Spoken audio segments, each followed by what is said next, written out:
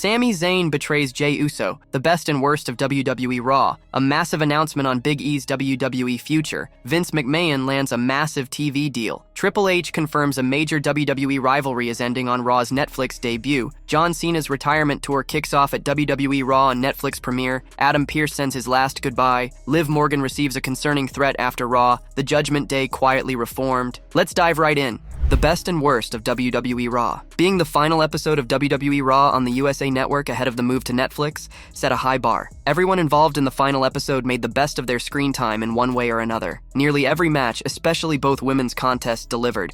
Another big fight was added to the huge debut after Drew McIntyre blindsided Jey Uso again. Seth Rollins and CM Punk closed the show with one of the best promo exchanges of the last 10 years. Aspiring wrestlers, especially collegiate athletes, should study and learn from it. With so much on the line heading to a new platform in 2025, Raw got a proper send-off. Here's the best and worst of the final Raw on the USA Network. Number 1. Best. Dakota Kai and Zoe Stark pull out the stops to advance. Dakota Kai and Zoe Stark are two women who have had trouble sustaining momentum on the main roster. Kai did well with damage control, but it took time for the crowd to warm up to her outside of Bayley and Sky. The same goes for Stark. She's among the top in-ring technicians in WWE, but is held back by her alliance with the Pure Fusion Collective. Neither of those factors mattered as they battled for a spot in the finals of the Women's Intercontinental title tournament. Kai advanced after an even back-and-forth showdown that popped the crowd at several intervals. Kai relied on her kicks, while Stark used high-flying offense to stand out. It was a great semi-final match, and it was nice to see the Raw crowd invested in the match. Number 2. Best and worst. Drew McIntyre saves a mediocre opening segment. Raw was supposed to open with Jey Uso in the ring, but the New Day cut off Wade Barrett and Joe Tessitore. They tried to speak, but were relentlessly booed again by the crowd. The fans then cheered when Jey finally came out, but the segment didn't do much. Kofi Kingston and Xavier Woods couldn't get a word in. Jey did, but said nothing of note other than, "We have a history." Jey also addressed Solo Sikoa on the big screen until a sneak attack from Drew McIntyre. The fact that Jey didn't see it coming was hilarious after the constant blindsides. He got the upper hand for a minute, but the Scottish Warrior overpowered Uso. Officials broke things up, but Drew only left after blasting his foe with a Claymore kick. The fans may have loved the segment because they eat up anything Jey does. In terms of effectiveness,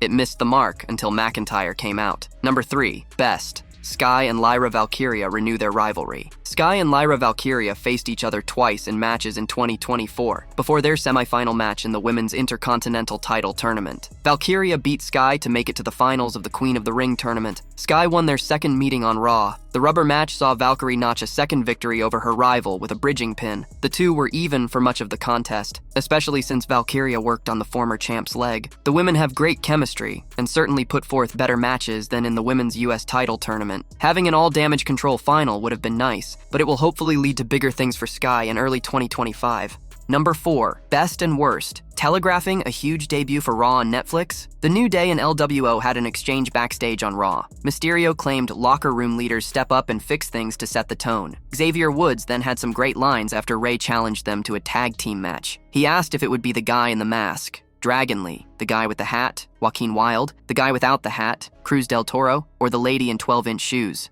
Zelina Vega. WWE aired another teaser for Pentagon Jr. a few segments earlier and pointed to next week as a debut. If he is Ray's partner, it would give him a foot in the door on Raw. The problem again is that it immediately pairs any Latin star or luchador with the LWO. That hasn't led to much advancement. Pentagon can stand alone and has more charisma than everyone in the LWO combined. Another issue is the LWO has a tag team with Del Toro and Wilde. However, Ray and Lee have represented the group in most of their recent matches. Number 5. Worst. The same old thing between Chad Gable and Otis and Alpha Academy. The match between pupil and teacher was fine, as Otis almost picked up the victory on Raw by using Gable's ankle lock submission. The main issue with the showdown is that every match featuring these two groups uses outside interference. There's no variation, and neither faction gains anything. Gable won after every other member of American Made stuck their noses in the match. Otis's win would have had more of an impact. Instead, he looked like the fool Gable thinks he truly is. Number 6. Best. Seth Rollins and CM Punk set each other on fire. Drew McIntyre versus CM Punk was one of the best rivalries of all time. His feud with Rollins could top that in 2025. The Architect claimed he'd be on Raw even after the big match on Raw's debut on Netflix. However, the best in the world might take off another 10 years if he loses. This immediately caused Punk to take exception to the "take his ball and go home" comment. Punk retorted that Steve Austin and even Rollins' wife, Becky Lynch, did the same. Rollins said his wife took time off to raise a kid, which is something his foe wouldn't know. The Visionary also made references to how Punk trashed WWE on his friends' Colt Cabana podcast, and even went to the competition but couldn't cut it here. While Punk was gone, he stayed and fought in the trenches, because that's how revolutions are made. Punk claimed to love WWE, but he hated the boss before claiming that Rollins was corporate for sticking around. The use of the arrow and cancer metaphors landed brilliantly for each star. Number 7, Best and Worst, the curious case of the Judgment Day. The first segment featuring the Judgment Day was another Clubhouse conversation. Liv Morgan cut a pre-taped promo ahead of her title match with Ria Ripley next week, but wasn't at the show. Ria did the same, but both women promised that things would end next week. Everyone in the Clubhouse seemed confused about Liv's plan for next week. Even Dominic Mysterio and Raquel Rodriguez were befuddled. One big issue with the match was that WWE changed the Judgment Day's theme. It was hard to tell they were coming out because the new theme sounded like 90% of the other new themes. The Other Side by Alter Bridge set the group apart, but this new song sounds generic and hard to understand. Damian Priest and the War Raiders won after the Judgment Day tried to use their usual interference to win. The match was good. The other stuff was from the same old playbook. Vince McMahon lands a massive TV deal. Former WWE head writer Vince Russo recently spoke about Vince McMahon bagging a new TV deal. McMahon was the chairman and CEO of WWE, which made the company a global force in sports entertainment. Mr. McMahon stepped back from the public spotlight after a lawsuit by former WWE employee Janelle Grant. It accused the 79-year-old of sexual harassment and trafficking. Since then, Vince has been trying to fight off the charges and prove his innocence. This week on Legion of Raw, Russo explained that Vince McMahon could venture into the wrestling business again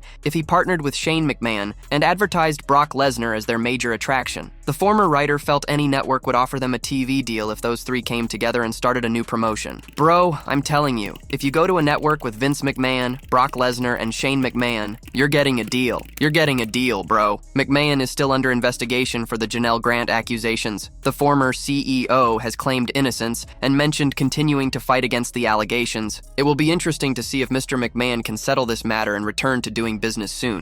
Triple H confirms a major WWE rivalry is ending on Raw's Netflix debut. WWE is gearing up for a historic move as its flagship show Monday Night Raw is all set to make the enormous move to the global streaming platform, Netflix. Triple H has been ensuring spectators remain fully invested in the ongoing storylines, and the entire creative team has been working tirelessly under the supervision of the 55-year-old legend to craft a perfect show for the fans. However, it appears the game is also proceeding to conclude an elongated feud, as a subtle hint was dropped on tonight's edition of the Red Brand. Rhea and Liv have been feuding for months. The arch-rivals are all set to lock horns in a last woman standing match at the season premiere episode of Raw on Netflix on January 6th. The latest episode of The Red Brand featured a video package where both women warned one another about the high-stakes match next week. At the end of the promo, Ripley and Liv both advertised their match by saying, "It has to end," and ended the segment. This could be seen as a subtle hint by Triple H that the Rhea-Liv saga may end on January 6th, marking a thrilling conclusion to this stretched feud. Judgment Day has been facing some internal issues for a while. It seems the heel faction is divided into two halves. One features Finn Balor, JD McDonough, and Carlito, and the other includes Dominic Mysterio, Liv Morgan, and Raquel Rodriguez. WWE Raw's premiere episode on Netflix marks an important night for the heel stable, as the only champion left in the faction, Liv Morgan, will be defending her Women's World Championship against Ria Ripley. Tonight's Raw saw Finn Balor sarcastically taking shots at Liv Morgan as he told Raquel Rodriguez to wish the 30-year-old star luck for her match. In a shocking twist, the Prince, who is best known for betraying his mates, could cost the Miracle Kid her title. However, this is hypothetical for now. It remains to be seen what plans the Triple H-led WWE creative has in store for the Judgment Day members in the coming months. Liv Morgan receives a concerning threat after Raw. Liv Morgan might be riding high as the Women's World Champion, but things could change quickly. She will defend her title in a last woman standing match against Rhea Ripley on next week's episode of Monday Night Raw, which is also WWE's official debut on Netflix. As a result, Morgan has a reason to be concerned. Ripley is out for vengeance following months of pain. Mommy even sent a strong message to the Judgment Day member via her official X handle following tonight's episode of Raw. Rhea Ripley tweeted that Liv Morgan's bag will be 10 pounds lighter next week, implying that she wouldn't have the Women's World Championship with her. The Eradicator coupled that by stating it will be her finale along with a Joker card emoji, which suggests Ripley is planning something sinister for Raw next week. As you go home to cry, your bag will be 10 pounds lighter. This will be your finale, tweeted Rhea Ripley. Liv Morgan has been the Women's World Champion since the end of May, so a title change would be a huge moment. It remains to be seen, though, if it happens. Raquel Rodriguez and Dominic Mysterio could get involved in the last woman standing match,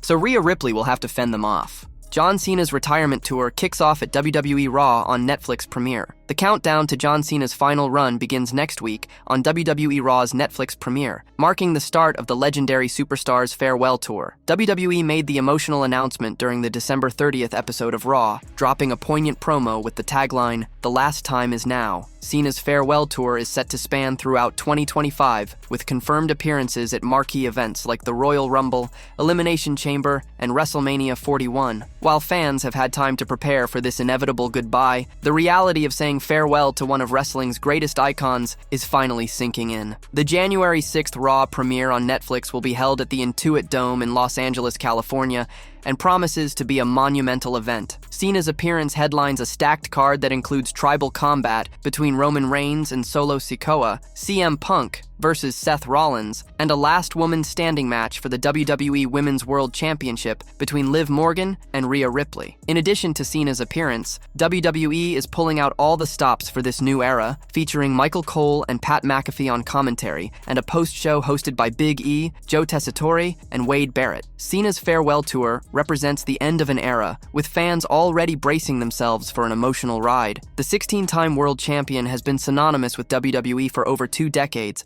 and his upcoming matches are bound to be can't-miss spectacles. Adam Pearce sends his last goodbye. With Adam Pearce at the wheel, 2024 has been a successful year for WWE Raw. It was also the Red Brand's final year on the USA Network. This long-standing partnership has officially come to an end following tonight's episode, with the show moving to Netflix on January 6th. Shortly before the main event segment, a war of words between Seth Rollins and CM Punk, Vic Joseph thanked Pearce for WWE Raw's memorable year. The general manager turned it around, thanking the USA Network instead for airing the Red Brand for close to 3 decades. Adam Pearce also sent an emotional tweet bidding farewell to the USA Network, stating that it's been an honor. The WWE Raw general manager proclaimed his gratitude on behalf of everyone on the Red Brand once again. From the inception in '93 to my first appearance in '97 to tonight's network finale, it's been an honor. On behalf of everyone at WWE Raw, I extend my deepest personal and professional gratitude to USA Network.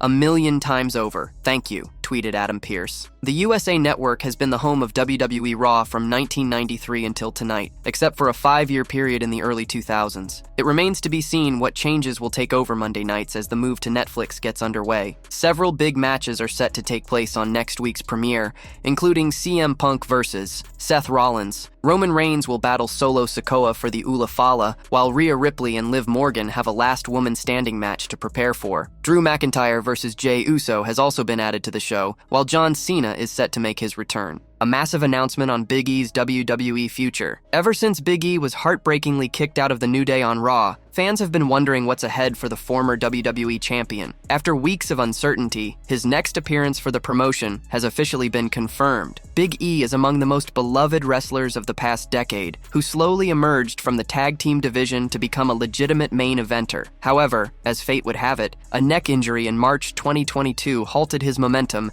and indefinitely put him on the shelf. The 38-year-old hasn't wrestled since then, and the recent updates too have painted a grim picture of his in-ring future. However, WWE brought him back for the New Day's 10th anniversary celebrations earlier this month, where he was booted out of the group by his former stablemates, Xavier Woods and Kofi Kingston. Now, Big E's next appearance has been confirmed for the post-show event of Raw's blockbuster debut on Netflix on January 6th, 2025. Joe Tessitore announced on this week's episode of Raw that he, alongside Wade Barrett and the former New Day member, would be hosting the post-show event. A few days back, in an interview, Big E admitted that he still wasn't cleared to make a return to the squared circle. The former WWE champion, however, clarified that he wasn't in any pain and didn't require any more surgeries. He also mentioned how risky his neck injury was, and that he was grateful to have recovered. "I broke my neck 2.5 years ago in 3 places, including my C1 in 2 places. I still haven't been cleared. Thankfully, I feel great and don't have any issues, nothing like that. Didn't need surgery. I was in a hard collar for 3 months. There are very real risks. We had a suplex that went wrong, and I've been out since. I'm grateful to have no issues, no pain, nothing like that, he said. Even if Big E never gets to wrestle again in the company, his accomplishments over the years have made him a guaranteed future WWE Hall of Famer. Sami Zayn betrays Jey Uso. WWE star Jey Uso got demolished this week on Monday Night Raw. Drew McIntyre blindsided the former Intercontinental Champion during the show's opening segment. Jey called out Drew to settle some issues with the Scottish Warrior this week. However, Solo Sikoa and the New Bloodline appeared on the Titantron with a message for Uso. As Jey was distracted by Solo and his henchmen, McIntyre crept up from behind and attacked him. On a recent episode of Legion of Raw, Vince Russo questioned why the other babyfaces were not there to help Jey Uso. He questioned Sami Zayn's friendship